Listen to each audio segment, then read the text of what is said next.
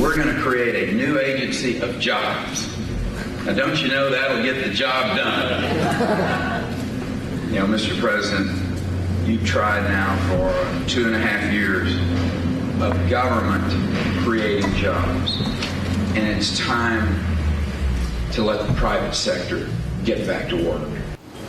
That was Rick Perry just moments ago, in fact, mocking the president's job creation plan. He's in Cedar Rapids, Iowa today. The Republican primary field, shiny new apple, has already been taking several shots at President Obama. He also took some shots at Fed Chief Ben Bernanke, implying that it would be treasonous for Bernanke to print more money to help the economy. Already, the gloves are off between Rick Perry and fellow candidate Mitt Romney. My jobs record spans not just 4 years as governor, but also the 25 years that I've lived in the private sector. I think understanding how the economy works by having worked in the real economy is finally essential in the White House. I think oranges and apples. Running a state is different from running a business. What I would say is go take a look at his record when he was governor and look at my record when I'm governor, and then you got some apples to apples. Joining me now, Ron Christie, Republican strategist and former special assistant to President George W. Bush. Also here, Democratic strategist Tara Dowdell. Thank you guys so much for being here this morning. Of course. Ron, let me start with you here.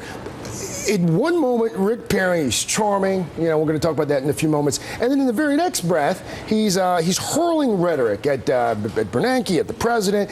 People who know him are not surprised, but to independent, undecided voters throughout this country, how might his comments come across?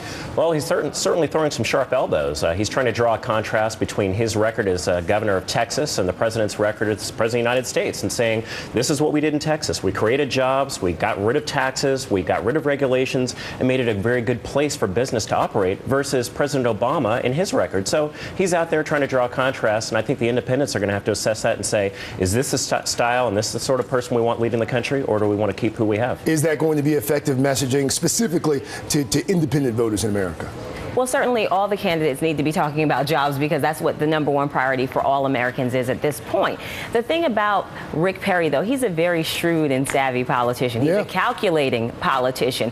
But at the same time, he's showing how far to the right the Republican Party has actually moved. He's extremely far to the right. And in hurling rhetoric, he's not just hurling rhetoric, he's hurling things that are disturbing, saying that, making an implied threat against Ben Bernanke, the chairman of the Federal Reserve. Whether you disagree with him on policy is one thing. To imply violence is an entirely different thing. I want to talk about, because you both have alluded to it, I want to talk about Rick Perry's style on the campaign trail. That's gotten a lot of ink. It's gotten a lot of press over the past few days. First of all, how would you characterize it, especially compared to the other candidates in the field? Well, he's certainly not afraid to really mix it up. I mean, I would say he's a very sharp elbow type person, but he tells it like he sees it. That to me is refreshing in politics. And, you know, you talk about the far right. President Obama is the person who said, oh, well, if someone brings a knife to a fight, bring a gun. This is not something that is suddenly, oh, it's the Republicans using violent rhetoric. This is something that's been going on in politics, and that's how hardcore politics is played. I want to take a listen to something, and Tara, I'll talk to you on the other side of this. I want you guys to listen and watch how Rick Perry dealt with the heckler yesterday on the campaign trail in Iowa. I think we have that sound. Let's take a listen. We got to have some Aggies in the crowd. That may not be an Aggie over there. I'm pretty sure. Romney took a swipe at you today, saying that he has private sector experience and that. Okay, what you did not see before that, there's this guy heckling him in the crowd, and that's how he dealt with. He's very smooth on the campaign trail, high-fiving little kids, kissing babies. Is this something that we have not seen so far in the field of Republican candidates? Is that why it seems, as you said, is that why it seems to be so refreshing? I don't think so. I mean, I think Governor Romney is certainly a very engaging person. He likes reaching out to folks. But does he connect? Just different. But does he connect like Rick Perry seems to be connecting? I don't think so. I don't think so. Michelle Bachmann?